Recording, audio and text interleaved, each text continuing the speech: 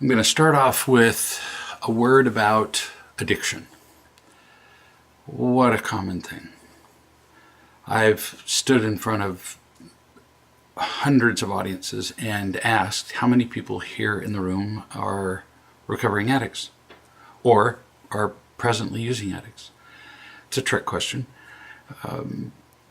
And usually, let's say there are 200 people present, there will be 3 or 4 or 5 people raise their hand. And I say, wow, what an incredibly unusual audience, because 5 people would be, 2+%.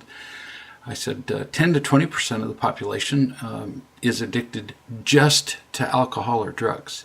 10 to 20%. So either this is a phenomenal group, self-selected to avoid addicts, or you're addicted to pathologic lying.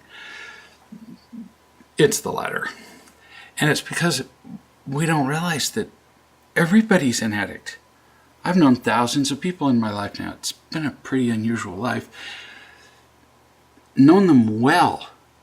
And the number of people who I've met who don't have an addiction is way less than 1%.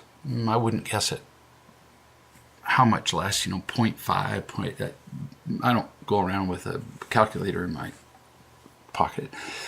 But it's less than 1%. So addiction's everywhere. It's because we don't think of things like being addicted to anger, being addicted to being right. One of my favorite tricks, and I shouldn't do it, but I do it occasionally, is tell somebody that, well, you're never wrong. And you won't admit to being wrong. And the first word out of their mouth is no. Proving their addiction immediately. That's just too easy a trap. Addicted to being right, addicted to defending ourselves, addicted to anger. It's everywhere.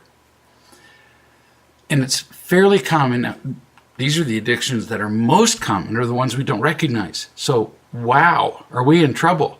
So we focus on the addicts to meth, other drugs, alcohol. And the reason we like to focus on those is because, well, we like to focus on the addictions we don't have.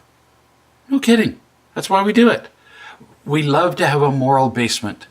We love Hitler, for example. Oh, Hitler and Stalin are just heroes to us, because then we got somebody that for sure we can feel better than.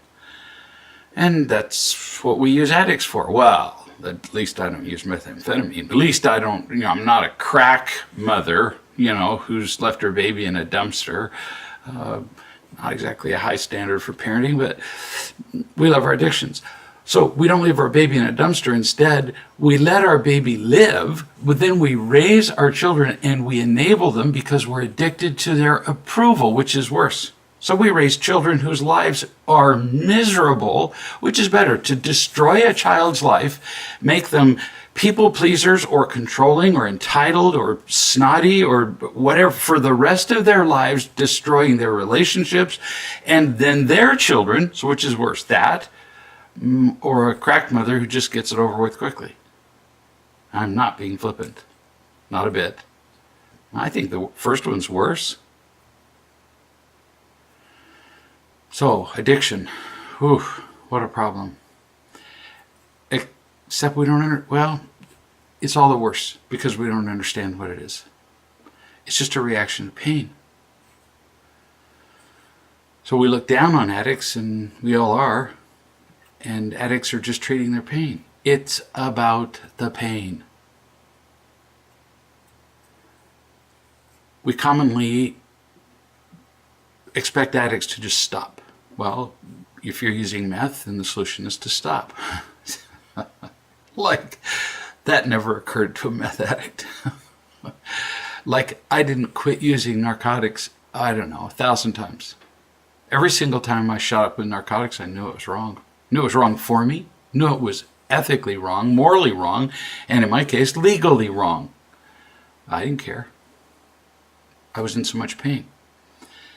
But what we say to addicts is, you need to stop. It's bad for you. You got to understand how funny this is to addicts. Why don't you just stop drinking? Oh, I never thought of that. They know that it's bad for them. Then they stop drinking and they count the days they're sober. And they tell everybody the days are sober because they see the light in people's eyes when they say, I've been sober for 10 days. Oh, way to go. As though somehow being sober just from alcohol makes you a better person. They're still in their pain. They're still addicted to their victimhood. They're still angry. They're still miserable, lost, alone, and disconnected. But now they've lost their only source of pain relief. This isn't better. It works badly to focus on the addiction. Instead, if you're an addict, I'm going to make a suggestion. Ask yourself, what do I want? Now, I'm not proposing something's just going to eliminate your addiction because it's love that does that. But I'm just going to give you something cognitive just to have, to possibly motivate you to find the love you want. What do I want? Start off with that question. Until you figure out what you want, does it really matter what you do? I'm sure I've told the story before, but it's Alice in Wonderland, and she reaches a fork in the road, or it may have been several forks, and the Cheshire Cat's in a tree, and she says, which road do I take? And the cat says, well, where do you want to go? And she says, I don't know. He says, well, then it doesn't matter which road you take. No kidding. It's like, duh. What do you want in your life? That's the first question. So, do you want to be happy as a human being? Do you want to be a husband? Do you want to be a wife? Do you want to have a family? Do you want to have a job? Do you want to be responsible? Do you want those things? I don't care. I'm not here to tell you you should. But let's say you do. Let's say that you'd like to have a loving partner, which is, I just got to tell you, pretty spectacular, having a loving partner. So let's say you do. Let's say you would like to have a job because you'd rather not live in a tent in the Mojave Desert. Let's say you'd like to have a family. You'd like to have some things that would bring you greater joy. We'll call that selecting door number one. All those things that are definitely happy producing, if you feel loved. So, what do you want more? Do you want what's behind door number one, happiness, or do you want, I'm really asking this question, I'm not being smart aleck or sarcastic or anything, or do you want what's behind door number two, which is all the addictive behaviors, pain, fear, anger, protecting, drugging, escaping? Do you want that? Because you get to choose that. But you need to say it out loud instead of choosing it by default. Just kind of sliding into your addiction and helplessly using over and over again. That doesn't work very well. Make a conscious choice. What do I want? Door number one or door number two? Because you can't have both. You can't be an addict and be a happy person and be a happy spouse and have a happy family. You can't do it. Kind of like somebody who says, I'd like to go to the Olympics and be on TV and have them drape the Olympic gold for the, 400 meter run. But that's what I'd like, really. But what I do is I choose door number two, which is I eat Cheetos and sit on the couch and I watch television. Well, you get to make a choice, but you can't choose both. I want to sit on the couch and eat Cheetos, and for those who are unfamiliar with Cheetos, which to me would be unforgivable, junk food. I want to eat junk food and lie on the couch and watch television. You can do that, but you can't choose that door and choose to win an event at the Olympics. Since chess isn't an event yet, you can't choose both. It's almost impossible just to give up an addiction. Because what is an addiction? It's pain relief. Everybody's tried this. The overall success rate when people go to expensive drug recovery centers is about 5%. 5. What would they do with a cancer chemotherapy that had a 5% success rate? I think they'd be looking for something else, don't you? Yeah, they would. It wouldn't pass the drug trials. And yet we use these addictions. And we keep doing, and then we try the drug treatment centers, which have a 5% exception. So you're not the exception if you're finding it difficult to just give up your addiction. It's the only pain relief you've got. You got to have another door. People who are addicts don't know there's another door. Really, they kind of don't believe it.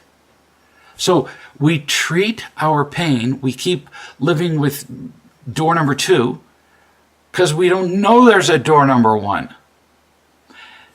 That's my whole mission in life. It's Donna's whole mission in life, is to help people see that there's a door number 1.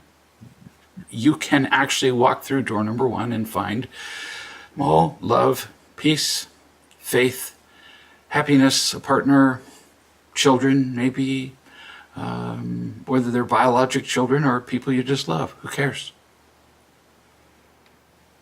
We have to have another door, or we can't walk out of door number 2. We can't do it. Because where would we be walking into? A vacuum? And for most of us, yes.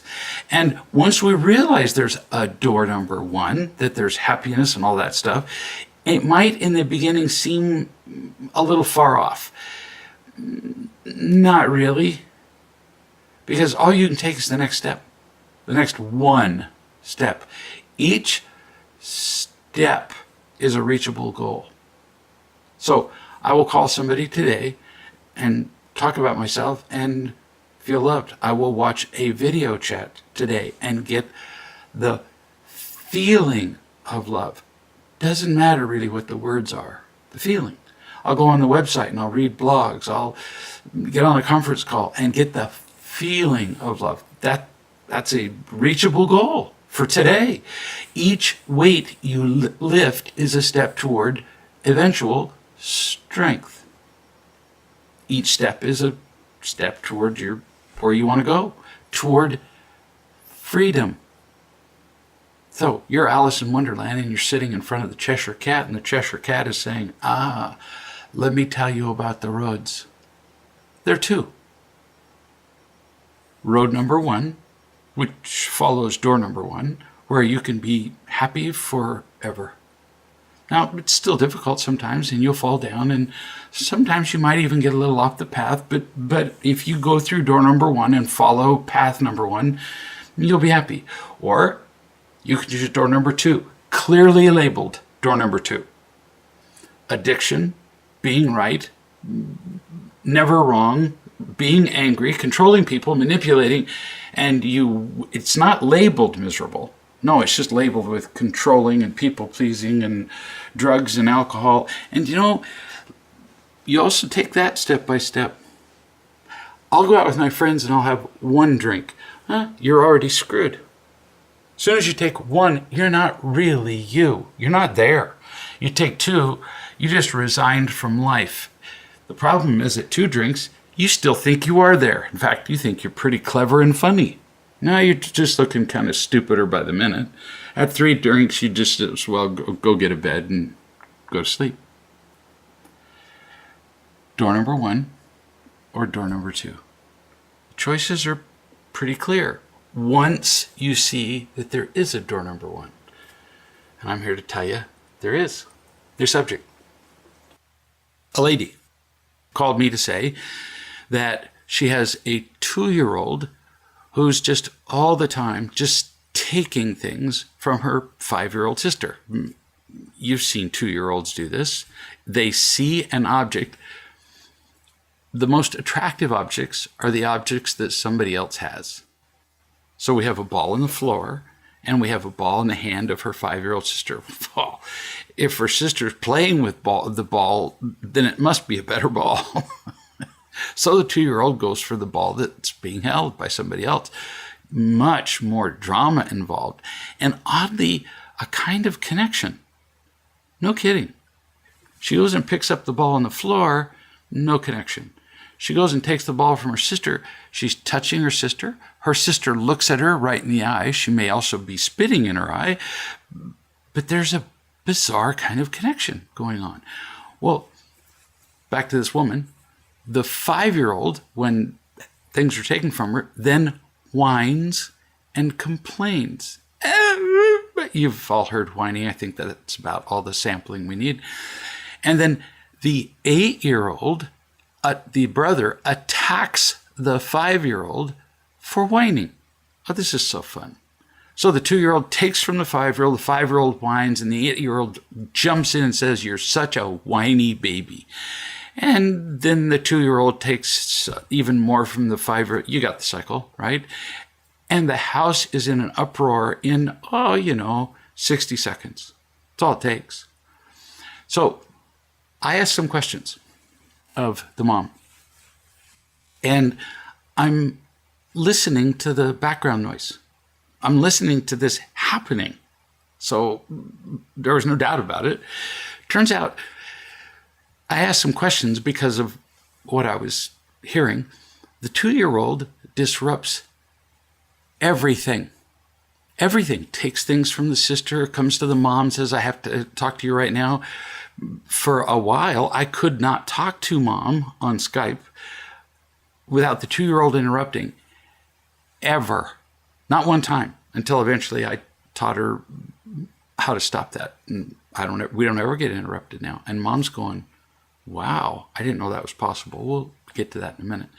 2-year-old disrupted every single activity in the family. And well, why wouldn't she? She didn't get any attention unless she was disrupting everything. See? So of course she does. She takes a ball, jumps in somebody's lap, she starts pulling things out of the fridge. Everybody in the family is paying attention to her now, as opposed to nothing when she's not disrupting everything. Taking toys, interrupting mom, knocking things over, blah, blah, blah. You've seen 2-year-old. So I just said, what time I'm going to call her the 2-year-old because when there are 3 kids in the family now, I have to remember the name of the kids, and then you have to remember the name of the kids, and then I get them wrong, and then you're confused, and so I prefer to just use their ages. I said, what time does the 2-year-old go to bed? Mom said, as almost every mother does when I ask this question. Not kidding. Like 90%.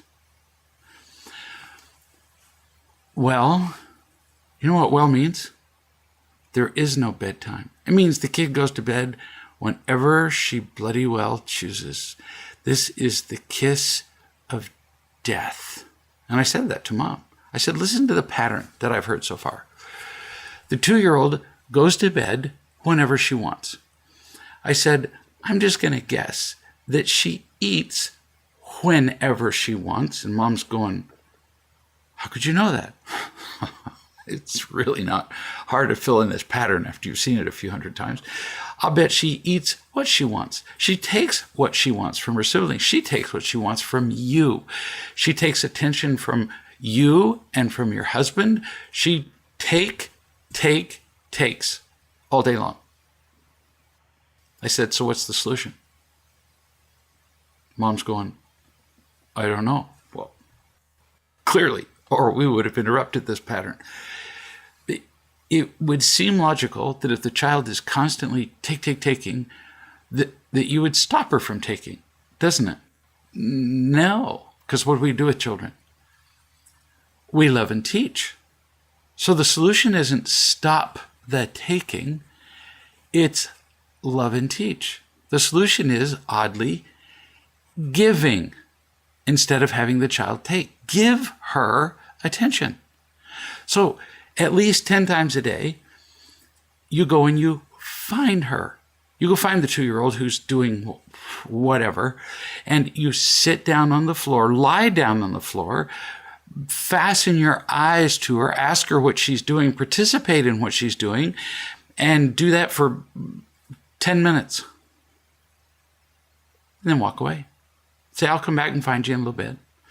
Because attention that's given is worth 100 times attention that is taken. No child could consciously know this, ever.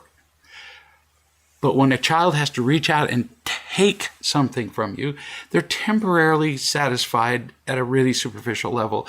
But even they can feel that they had to take it. So it wasn't freely given. So it's not love. Get it? What's the kid looking for? Love. That's why the child behaves so badly. But if a child can't get love, then they'll take whatever they can get, which is taken attention, which is worthless. And it confirms to the child that they're worthless. So sit down and talk to your child. Play with your child. And the mom said, holy smokes, it works. This was 3 days later. The child has quit whining and taking. I said, I'll be darned. She said, but she still tends to cling to me. I said, well, cool. So we've taught her to quit disrupting. Now we're going to teach her to be independent. She's learned to be dependent on you and entitled because she feels abandoned. So what you're going to do is you're going to give her a present. It's all hers. You're going to wrap it up in a bow and you're going to give it to her as a present for no reason. And she's going to be so excited to open it. And it's going to be an electronic timer. You can order one on Amazon or you can go to Walmart and get one for probably $7 or $8, would be my guess. A timer, that's it, with an alarm. You set it to 2 minutes or 7 minutes or whatever and say ding when you get to that. And they're very obedient. And you say to her for no particular reason, not because she's whining, no impatience, you hand her the timer and you say, so in 3 minutes, the 2-year-old will not understand what 3 minutes is. But as you do this consistently, she will understand the difference between 3 and 5. Even though she doesn't understand the numbers, you're going to teach her what it is in time. They're not stupid. So you say, see, here's the number 3. This is also a good opportunity to teach them numbers. You set it for 3 minutes. When that goes off, you can come and find me. So you sit in your room and you play or do whatever you want. You know what they'll do the first time you do this? They sit there with the timer, because every mother tells me this. And for 3 minutes, they just sit and go. They're glued to a timer. 2:59, 2:58. Parents tell me all the time she has no attention span. And I'm going, oh no, she does. You just haven't given her a reason to have one. So in 3 minutes, you get to come and get me. The reward for waiting 3 minutes is to come and get me. And then I'm yours, you say. But the real reward is she gets to learn delayed gratification, which almost no children now even have. They get everything that they want. The toys, the games, the videos, the phones, the right now. New phone comes out and lines form around city blocks. Why? Because nobody can wait. What's the difference between the new phone now and in a month? What's the difference? Your old phone broke? No, because we have no delayed gratification at all. You teach her delayed gratification and you teach her independence, which is kind of what you're going to want when she goes off to college, isn't it? The time to start teaching a child independence is at about 2 or younger.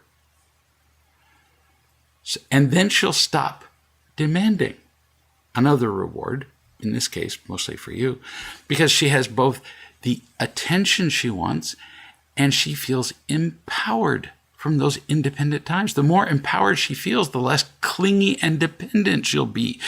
Everybody wins when you love and teach. When you allow a child to take, everybody loses. And then they wonder when this kid is 17 years old and absolutely impossible and has to have everything right now and is snotty and demanding and entitled, they go, what happened? And I'm going, where have you been? This has been going on since the kid was born and you didn't do anything about it. And now at 17, you might be too late. Although, if you really pay attention closely and watch the video chats and read the parenting book and do the parenting training that we're going to do soon, it's not too late, but sure harder. So it happened. Mom did just what I'm describing. The child learned to be independent. She learned to feel loved. She learned to stop demanding and whining. By the way, this same technique with variations applies to most teenagers. Then the regularity of bedtime became addressable. It has to be. You teach one lesson at a time. First, a little independence, then here's how we're going to do bedtime.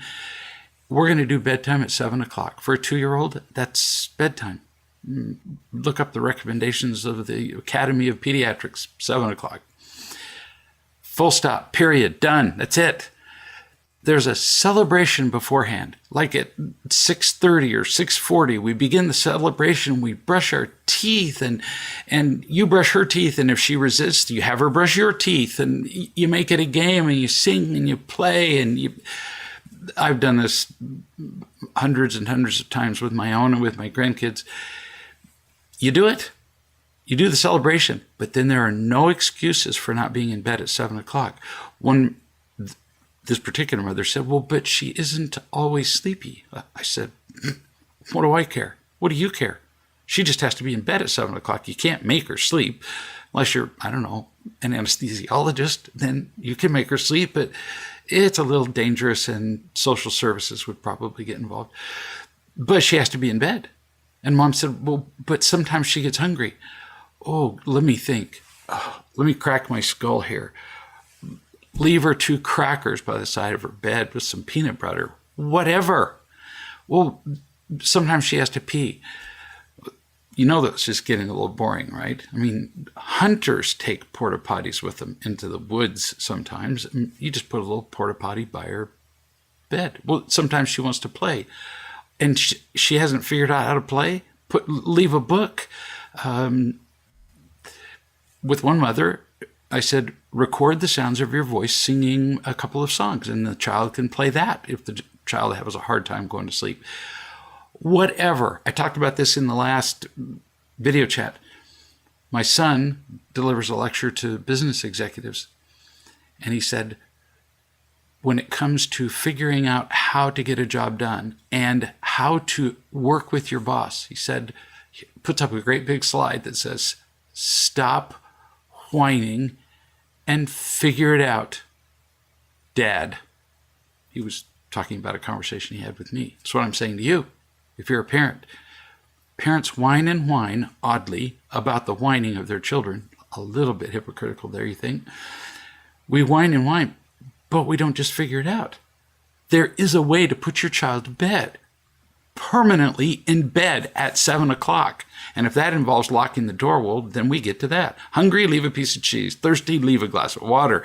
The kid pees the bed, then you put a set of sheets right there by her bed, and you teach her how to change. You give her an extra diaper. I teach parents how to teach their 2-year-old to change their own diapers in the middle of the night. They say, well, it's dark. Really?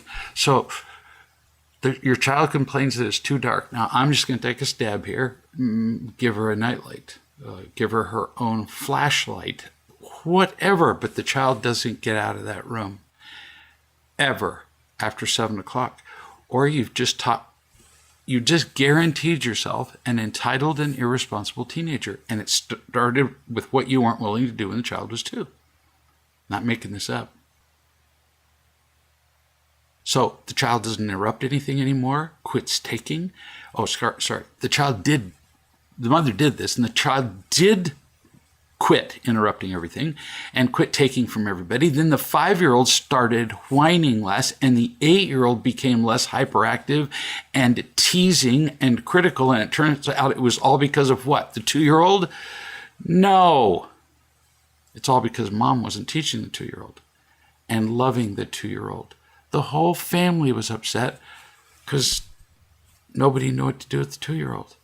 Now, just for fun, I went backward in time, and it turns out the 5-year-old behaved the same way when he was 2 and she was 2 and blah, blah, blah.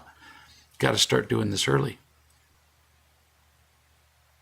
So the time and effort we put into training our children when they're really young pays off exponentially, handsomely, unbelievably as they get older.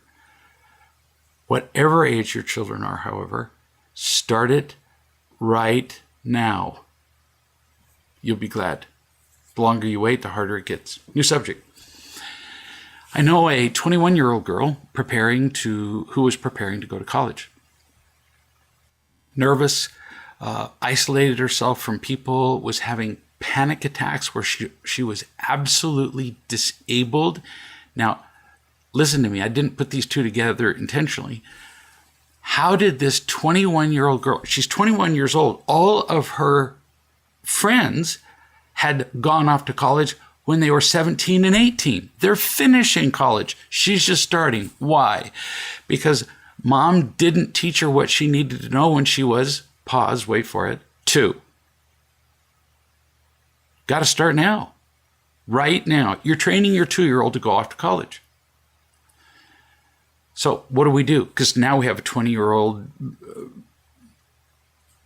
who's paralyzed. Well, mom learned how to love her. And I talked to mom by Skype and the child by Skype, and we did a lot of it. And I talked to the 21-year-old girl the other day, and she said, I was freaking out at school. She did go to college. And she said, I started freaking out, and I had classes to study for, and I had things to do, and I'm spinning all these plates, and it was late at night, and I'm consumed. And she said, and then I put my hand on my chest. I remembered, you love me? This isn't about me. She could have done this about anybody else, but I'm telling you a story about her because, well, let me think. I know her. I would tell you a story about somebody else if I knew them. She said, I remember that you love me. I remembered that my mother loves me. She couldn't have said that before. And it's all going to be okay. I realized that it doesn't really matter what clothes I pick out for the next day or that I buy. In fact, if I have to dress a certain way for people to like me, do I really want those people to be my friends? End quote. Are you kidding me? 21 years old and she has figured this out. She's figured out that if she has to be a certain way for people to like her, then does she really want to be friends with those people? Because she'd have the price of admission for those friendships is, remember we talked about the doors? The price of admission to go through door number 2, misery, is to give up your life. No kidding. And she would then have addictively pursued approval for the rest of her life. So she could see in her mind's eye the price of admission for door number 2. And she said, no, I'm going to do door number 1 where I can be happy. Can you believe it? She said, no, I don't need that particular set of shoes. I don't need those clothes. And she didn't get them. What a change in perspective. Event, judgment, feeling, reaction. All the events in her life had led her to the judgment that she was weak and crippled. So how did she feel? Lost, confused, empty, alone. That's the feeling. What was her reaction? Isolating, panic attacks. See, none of this is a puzzle. Every week I read in a magazine or a newspaper, actually almost every day, about how we're utterly puzzled about, pick it, school shootings, how did this madman go into this restaurant and kill people, the rapes, the sexual assaults. How is this all happening? Well, there's no mystery to it. We didn't teach them when they were 2. They got the wrong events. They got the wrong information. They got the wrong judgments because we taught them the judgments. Now they're crippled by unproductive feelings, fear, anger, feeling alone, and their reactions are all over the place. Addictions to whatever. We changed the events and made them loving in the life of this 21-year-old girl and her mother, which changed the judgments. She feels different, and now she responds to life differently. That's how it's done. New subject. I know a woman who has completely changed around her life as she has begun to feel loved. Terrible upbringing, nightmare, right? Nearly destroyed her, or I guess you could even say did destroy her. She was nearly homeless. She, like really close to homeless, out of work. She was once a professional. She had quit her professional job, lost her certification.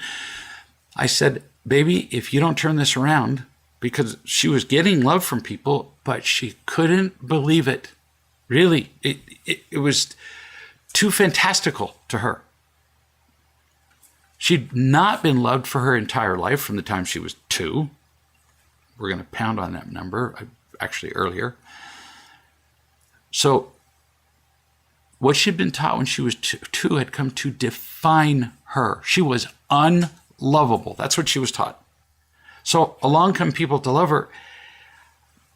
She didn't even know what to do with that. She didn't have a folder to put it in. She didn't have a file in her computer. She didn't have a shelf to put it on. So she didn't know what to do, and it just slid right off her. I said, if you don't pay attention and get this, and I'm not being annoyed with her. I'm saying we're now at life or death. This is going to kill you. This isn't a made-up story. The stress within weeks of my saying that, 2 weeks, I'd say, the stress made her so sick that she was hospitalized. Her heart stopped. She quit breathing.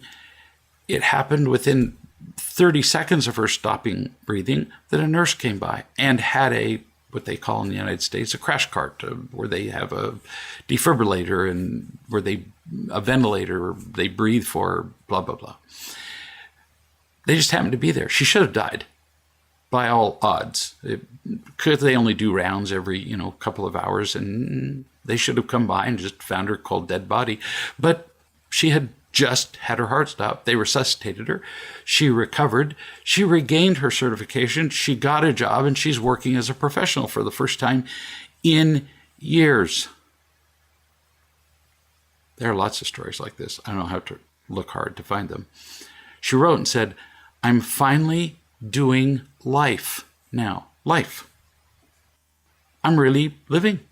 Sometimes I still feel like I'm paying for past mistakes. What people think of me.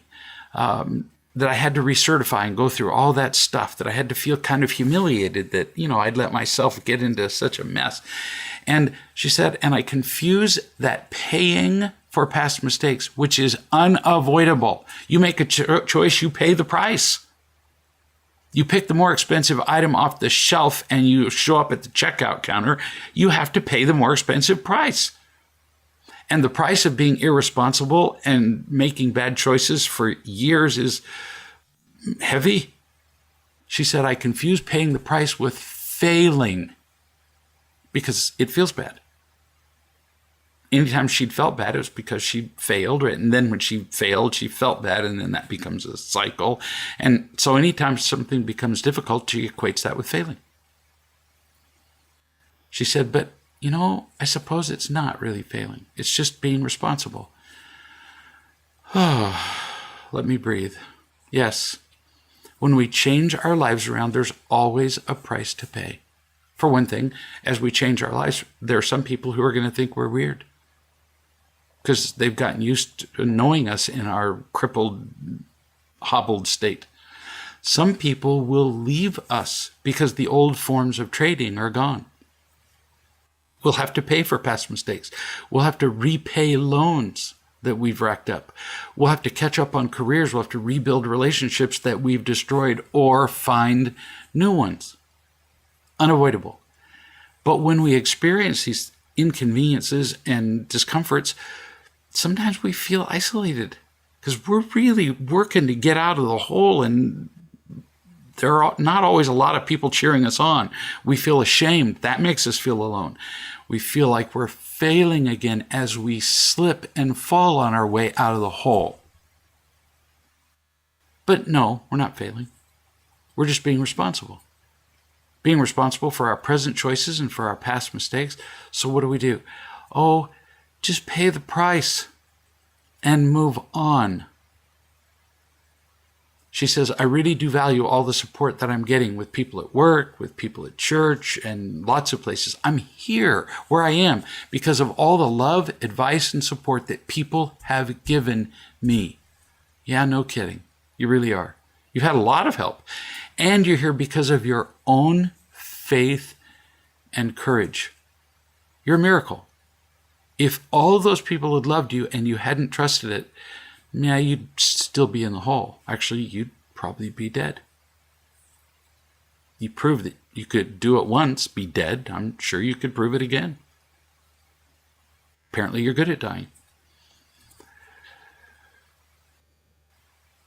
You conclude by saying, I'm dealing with a debt consolidation company, for example, at the moment, and they're approaching all of my creditors to see if they'll agree to the payment plan. It feels like a relief to be finally dealing with this. That's exactly what I've been talking about. It's the kind of price I was talking about for past mistakes. You incurred all those debts when you were being irresponsible and lost and confused, and it wasn't your fault. It wasn't your fault. You were taught to be all those things. But now you've learned that there is a door number 1. You've been lost in door number 2 for your whole life. Now there's a door number 1, but it turns out it has a price of admission too. And it's actually easier than door number 2. Really, it is.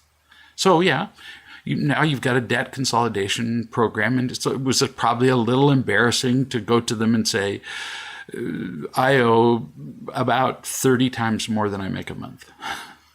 Yeah, it's a little embarrassing. But now you're approaching creditors. You're swallowing the brief moments of shame where you realize, oh, I put myself in this hole, but you didn't. And you're moving on. Good for you.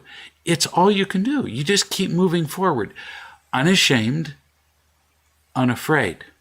You don't need that. Inconvenience and paying the price for our mistakes is unavoidable. But pain and shame and fear, yeah, those are optional. We don't have to do those.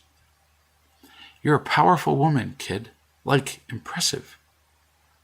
Heroic. Like you said, you're doing life now. You're alive. It can be difficult, sometimes harder than the withdrawn life you were living, because there were times that I saw you just lying on your back on your bed with a cat on your chest doing absolutely nothing. And that kind of looks easy. Yeah, but there's always a price to pay for that. And you're having to work harder, but overall, not harder than the life you were living. Not harder than the pain. You're doing it. You're choosing door number 1, and you're paying the price to get in, and you're paying the price to keep going on the path. And dang it, baby, I just admire that. And we all have such a choice. New subject. I once stood in a seminar, who knows how long ago, and I asked a group of people, imagine a world that you live in, not some alien world, on Neptune.